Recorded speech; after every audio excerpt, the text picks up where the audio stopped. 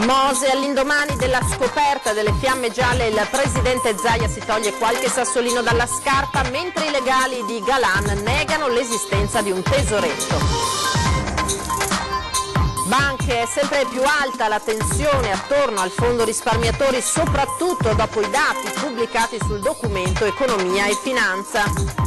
Era atteso sul posto di lavoro ma non si è mai presentato. Apprensione a Portogruaro per Alex Gerolin, che dopo essere uscito di casa con l'auto ha fatto perdere le proprie tracce. Era dal maggio 2009 che al Lido non si interveniva, così per mettere in sicurezza la viabilità da lunedì partiranno i lavori. Il teatro virtuale della Polizia Scientifica all'M9 fino al 14 aprile, gli ospiti potranno immergersi in una ricostruzione della scena del crimine e diventare protagonisti. La scommessa imprenditoriale di un 75enne che da autotrasportatore ha deciso di rimettersi in gioco aprendo una rivendita di pane. Seconda giornata di cultura in regalo in quartiere Pertini a Mestre, tante le persone che si sono recate a scegliere un libro da portare a casa gratuitamente. Buonasera, ben ritrovati in diretta con il telegiornale di Antenna 3 Venezia. In primo piano naturalmente c'è ancora l'inchiesta sul Mose, gli sviluppi di queste ultime ore, perché all'indomani della scoperta fatta dalle fiamme gialle il presidente del Veneto Zaia si toglie qualche sassolino dalla scarpa, mentre i legali dell'ex governatore Galan negano l'esistenza di un tesoretto. Su questa vicenda ricordatelo sempre, perché c'è sempre qualche lazzarone che andrebbe punito, soprattutto nei social, che se c'è stato un partito che non ha avuto un avvisato, un arrestato, è stata la Lega in tutta questa vicenda, perché vedo anche esponenti di sinistra che fanno lezione. Vorrei ricordare che ne hanno avuti per tutti i magistrati il 4 giugno, 105 avvisi di garanzia tra avvisi e arresti, ma di leghisti neanche uno.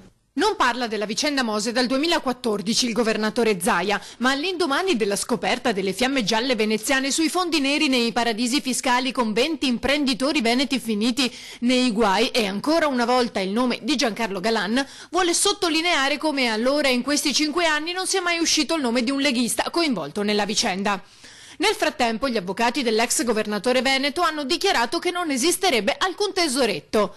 Possiamo escludere in maniera radicale che ci siano denari attribuibili a Galan all'estero, ha dichiarato Nicolò Ghedini, sulla stessa lunghezza d'onda del collega Franchini, che parla di suggestioni legate all'intercettazione ambientale in macchina nel 2014 tra Paolo Venuti, dello studio commercialista padovano, e la moglie risultata intestataria di un conto in Svizzera. Quei soldi sono di Giancarlo, si dissero, riferendosi al 1,5 milioni di euro di cui non c'è ormai più traccia, ma l'interpretazione di quelle parole, secondo l'avvocato Franchini, si presta a svariate ipotesi. Sviluppi di cui i difensori si dicono all'oscuro, non essendo lui indagato. Da un fronte caldo a un altro, quello del crack delle banche popolari, è sempre più alta la tensione intorno al fondo risparmiatori, soprattutto dopo i dati pubblicati sul documento Economia e Finanza.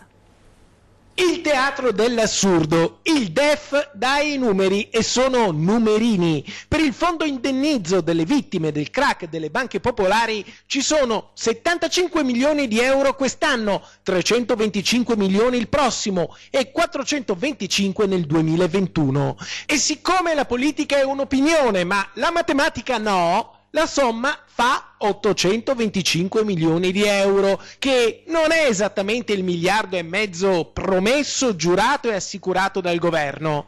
Che fine hanno fatto i 675 milioni che mancano all'appello?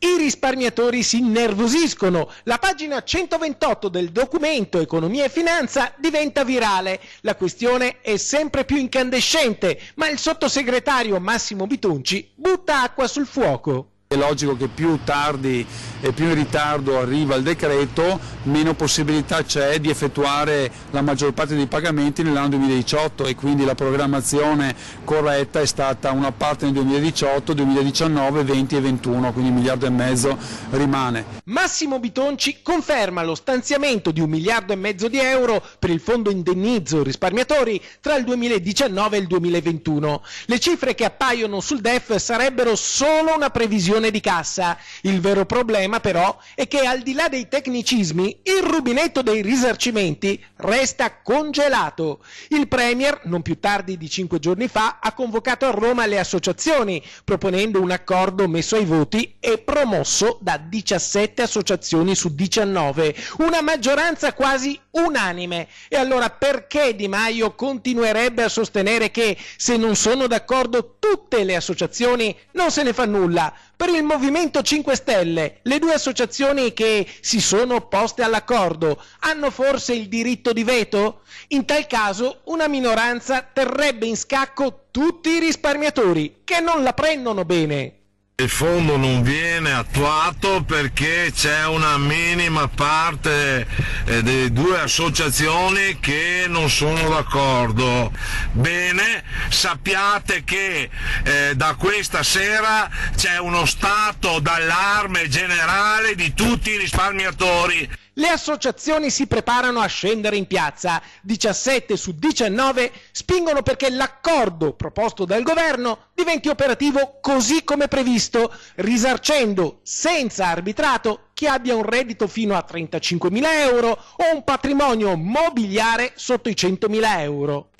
Io penso che sia stata un'importante vittoria perché alla fine la Commissione europea ha dato il via libera. La settimana prossima dovrebbe andare la modifica della norma primaria, quindi quella che è riscritta in legge di bilancio, per recepire quelle che sono state le indicazioni della Commissione europea. Noi abbiamo calcolato che quasi il 90% dei risparmiatori potranno avere un ristoro immediato. Il 90% dei risparmiatori potrebbe avere un ristoro immediato e quindi veloce. E allora perché il DEF con le sue previsioni di spesa ipotizza un utilizzo delle risorse molto lento? Se c'è 1,5 miliardi di euro già a bilancio, perché destinare solo 75 milioni al fondo di ristoro nel 2019, 325 nel 2020 e 425 nel 2021? Perché questo contagocce? Sono ore di grande preoccupazione intanto a Portogruaro per la scomparsa del giovane Alex Gerolin, uscito di casa per andare al lavoro, poi allontanatosi dalla ditta e svanito nel nulla. Da ieri mattina le forze dell'ordine stanno cercando il 22enne, stamane è stata trovata la sua auto in Brussa, una Lancia Y rossa, ma di lui non c'era traccia. Ieri al termine del turno lavorativo non è tornato per il pranzo, i familiari si sono insospettiti, hanno provato a cercarlo al telefono ma si sono accorti che il giovane aveva lasciato a casa il suo smartphone andandosene con la sua auto. I suoi cari hanno quindi denunciato la scomparsa ai carabinieri di Portogruaro che hanno attivato le ricerche. Alex, lo vedete nella foto, è magro, con capelli corti e biondi. Chi lo dovesse vedere e riconoscere è pregato di mettersi subito in contatto con i carabinieri. Parliamo ora di lavori perché non si interveniva in modo così massiccio sulle strade lidensi dal maggio del 2009, partenza del Giro d'Italia. Stiamo parlando dunque di asfaltature. Era dalla partenza del Giro d'Italia nel maggio 2009, una vita fa, che al Lido non si interveniva in modo così puntuale per sistemare strade, marciapiedi e mettere in sicurezza la viabilità. Da lunedì partiranno i lavori grazie ai 900.000 euro per interventi straordinari stanziati dalla Giunta Comunale. Tutto partirà tra poco, sono grossi interventi straordinari a seguito del fatto che per tanti anni al Lido non si è investito in manutenzione ordinaria. A voler mettere a bilancio queste risorse straordinarie che si aggiungono allo stanziamento già previsto di 500.000 euro per gli interventi ordinari. Un'operazione intrapresa in sintonia con l'assessore ai lavori pubblici Francesca Zaccariotto e insieme al prosindaco del Lido Paolo Romor. Ecco il dettaglio. Rifaremo via Sandro Gallo, via Malamocco, alcune vie interne, via Ospizio Marino, che è la strada che porta al ferry boat, faremo il marciapiede che collega via Parri a Malamocco, molto richiesto da anni e anni dai cittadini sia lidensi che malamocchini, e nel frattempo anche Enel interverrà sulla carreggiata che ha danneggiato per posare i cavi del Mose, che siamo riusciti a far intervenire prima dell'estate. Il teatro virtuale della Polizia Scientifica all'M9 ancora per qualche giorno. Sentiamo nel dettaglio di cosa si tratta. I festeggiamenti per il 167° anniversario della Polizia di Stato all'M9 di Mestre sono stati l'occasione per mostrare al pubblico il teatro virtuale della Polizia Scientifica. Questo è il primo laboratorio forense con realtà virtuale in tutta Europa. Ebbene, chi viene qui ha la possibilità, attraverso l'utilizzo di questi occhiali 3D, di ripercorrere, di rivivere quelle che sono le scene del crimine, scene realmente accadute, casi già archiviati. In questo caso si tratta della ricostruzione in 3D dell'attentato all'ex presidente del Parco dei Nebro di Giuseppe Antoci, avvenuto in Sicilia nel 2016, ma le scene del crimine sono diverse. Fino al 14 aprile gli ospiti del museo potranno dunque immergersi in una realtà virtuale creata dalla Polizia Scientifica, una ricostruzione della scena del crimine con un ruolo da protagonista proprio come se si trovasse lì, con i suoni, le luci, i rumori e le ombre. Cambiamo tema, andiamo alla scommessa imprenditoriale di Sergio Puppola, che apre al Lido di Venezia una seconda rivendita di pane. Ha lavorato una vita nel settore dei trasporti, poi a 75 anni la svolta e la scelta di diventare panificatore. Come mai? Cose che mi sono rimaste fin da bambino, perché ho fatto anche questo mestiere per un periodo e dopo... Però è un mestiere che non ho più potuto fare, adesso che ho la possibilità ho fatto anche questo. Così Sergio Puppola, imprenditore veneziano, ci ha preso gusto e ha aperto al Lido di Venezia una prima rivendita con laboratorio H-Bianca. Non solo pane, ma anche paste, dolci e specialità di tutti i tipi. Il mestiere però non attrae più i giovani. Mancano le scuole, manca l'apprendistato, mancano tutti questi mestieri artigianali che stanno scomparendo. Abbiamo gente straniera che sono bravissime persone e se non ci fossero loro non so, forse saremmo tutti col pane industriale. Quello del panificatore è un mestiere che costa molto sacrificio e Puppola lo sa bene. Bisogna attaccare la notte, le prime ore della notte e finire la mattina anche alle 10, mezzogiorno del giorno dopo, tutti i santi giorni, 365 giorni all'anno. Panificare tutte le notti vuol dire faticare, ma è anche una grande soddisfazione. E così, dopo il negozio H-Bianca, i cui arredi, tavoli e sedie sono confezionati con il riciclo delle bricole veneziane, il pane di Via Fuga la prossima settimana raddoppia e aprirà un altro punto vendita in Grambiare. La soddisfazione più grande? Dei complimenti che ci fanno i clienti, che da tempo non mangiavano un pane del genere, un pane fresco, un pane come si deve.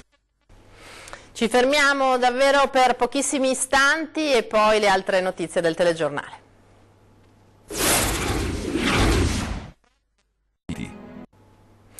Di nuovo in diretta con il telegiornale di Antenna 3 Venezia, siamo alla politica, dalla giunta Orsoni a quella di Brugnaro. L'ex assessore al turismo Roberto Pancera ha presentato una lista civica in risposta ai troppi populismi. Assessore al turismo durante la giunta Orsoni, Roberto Pancera torna in campo e lo fa con la lista civica Le Città, partito con l'appoggio del sindaco Brugnaro. Una risposta, dice, ai troppi populismi. Penso che le ultime elezioni politiche nazionali hanno visto un eccessivo trionfo dei populismi, cioè di una politica fatta di troppe promesse che carpiscono la buona fede dei cittadini, e io su questo mi sono sentito chiamato nuovamente in campo perché vorrei impedire che nella mia città possano trionfare nelle elezioni comunali 2020 forme di populismo analoghe a quelle che stanno in questo momento prevalendo in tanta parte del Paese. In vista delle prossime comunali, Pancera percorrerà un binario opposto a quello dell'ex mentore UDC Ugo Bergamo, che invece ha deciso di candidarsi sindaco. Ritengo che la Giunta Brugnaro stia facendo bene, ma abbia anche bisogno di continuare la sua azione per poter portare a compimento tanti progetti che sono in itinere e che ha in mente di compiere. E io voglio essere a fianco di Luigi Brugnaro in questo, e l'idea di questa lista civica Le Città nasce dall'idea di superare i dualismi referendari Venezia-Mestre. Pancera, da uomo di politica, sa quanto sia complessa l'amministrazione di una città come Venezia.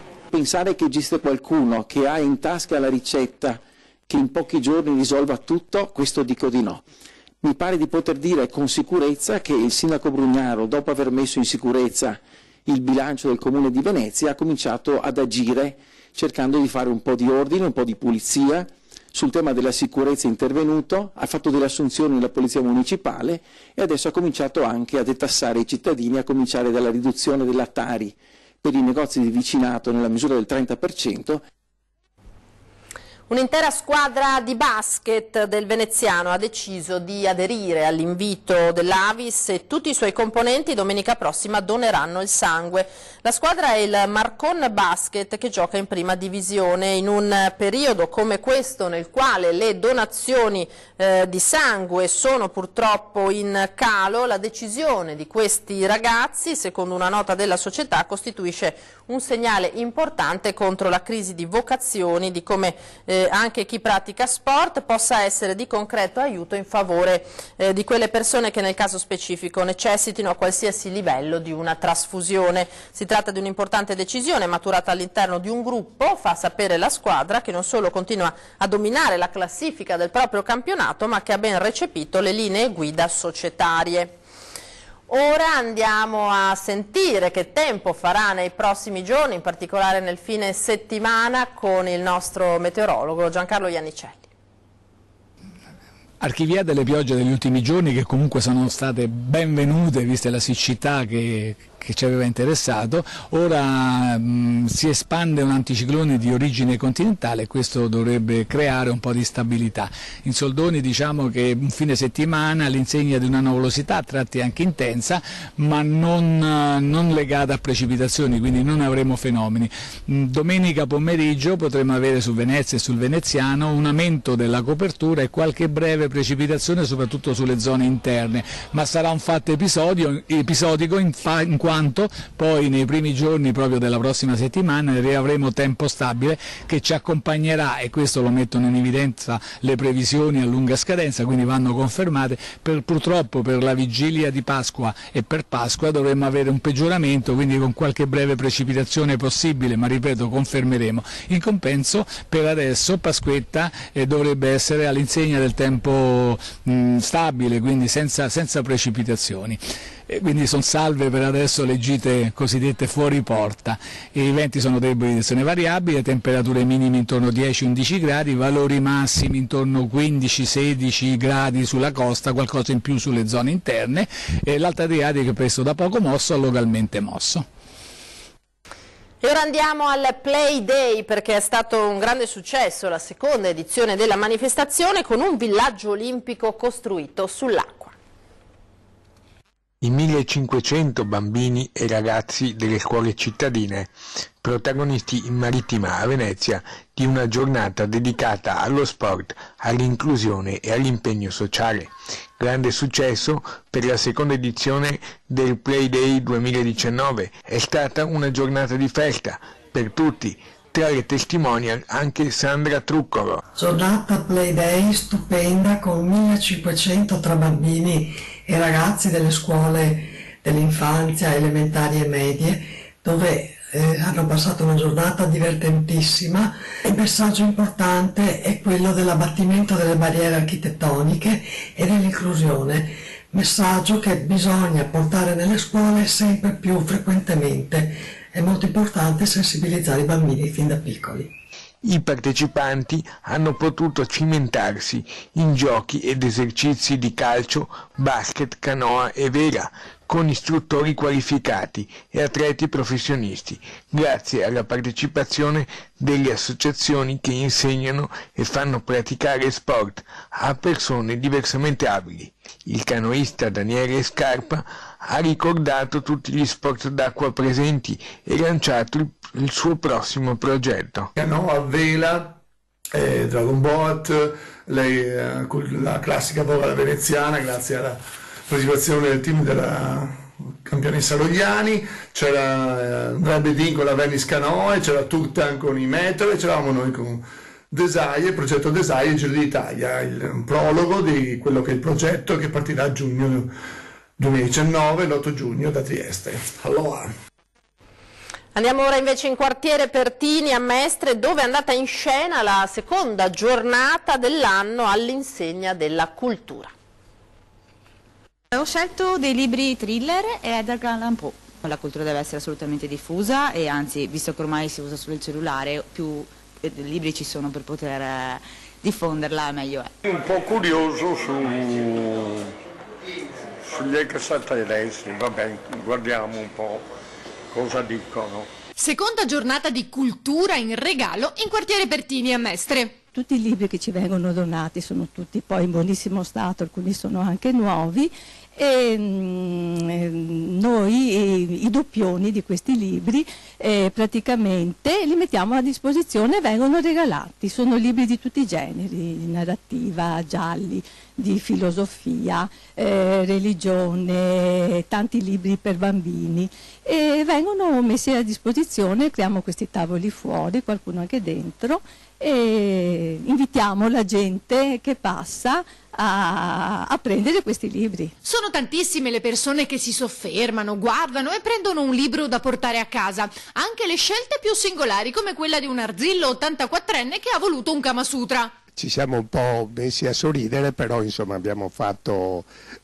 finta di niente. Logicamente il libro era a disposizione e giustamente uno ne ha approfittato. Non pensavamo che a 84 anni potesse essere così richiesto, ma insomma è andata così. Ma questa non è l'unica iniziativa in campo rivolta alla cultura. Stiamo anche facendo un progetto con la biblioteca comunale, perché noi vogliamo essere inseriti dentro il contesto della biblioteca comunale, perché la possibilità in questo quartiere, che ci sono adesso molti anziani, vorremmo poter portare gli audiolibri, no? Poterli andare a prendere alla biblioteca centrale e con i nostri volontari portarli a casa alle persone che hanno voglia ancora, che non possono più vedere, che non possono più venire qui, poter portare la cultura anche in casa a queste persone.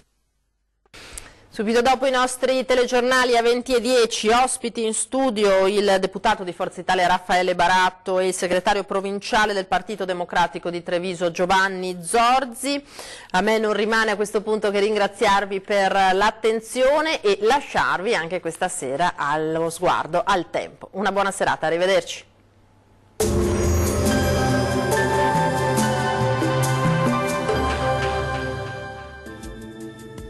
Ben ritrovati ad un nuovo aggiornamento meteo. Ci attende un sabato ancora piuttosto grigio sulle nostre regioni e non si esclude anche una lieve instabilità, ma vediamo il dettaglio del 13 aprile. Sulle Veneto il cielo sarà a tratti coperto, anche se non mancherà qualche schiarita più soleggiata. Con il passare delle ore saranno possibili dei piovaschi, specie sui settori montuosi. Temperature minime tra 7 e 9 gradi, massime comprese invece tra 13 e 16 gradi. Spostiamoci ora sul Friuli Venezia Giulia, anche qui il cielo sarà molto nuvoloso ma in genere sarà più asciutto al mattino. Dal pomeriggio qualche precipitazione sparsa, in genere di debole intensità, sarà possibile un po' dappertutto. Temperature minime tra 7 e 8 gradi, massime tra 11 e 14 gradi. Raggiungiamo infine il Trentino Alto Adige. Andrà meglio nella prima parte della giornata, successivamente avremo nubi in aumento anche con isolati rovesci via via più diffusi entro la serata. Temperature minime tra 6 e 10 gradi, massime sui 17 gradi circa. Bene, dal meteo di Antenna 3 per ora è tutto. Arrivederci.